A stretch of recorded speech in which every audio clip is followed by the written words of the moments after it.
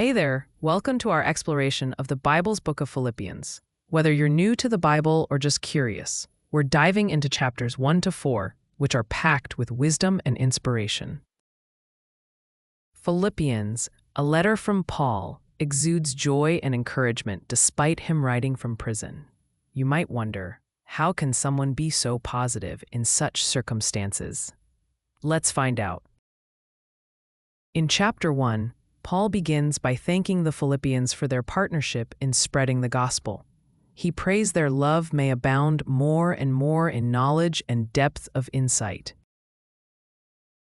The key verse here, Philippians 1-6, reassures us.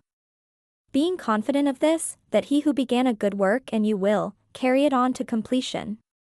It's all about trusting in God's plan despite our situations. Chapter 2 encourages humility and unity, famously highlighting Jesus' humility.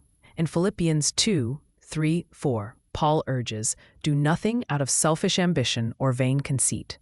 Rather, in humility, value others above yourselves." Jesus is set as the ultimate example of humility, teaching us the power of serving others. Chapter 3 shifts to rejoicing in the Lord.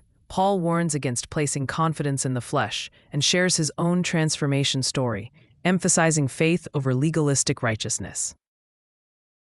He presses on towards the goal, as we see in Philippians 3:14.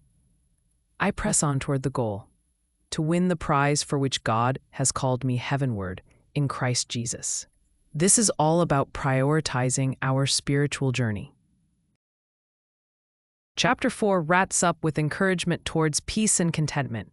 Paul famously states in Philippians 4:13, "I can do all this through him who gives me strength." It's about finding strength in faith, no matter what we face. He concludes with gratitude towards the Philippians for their support. Each chapter highlights the importance of joy, humility, faith, and peace.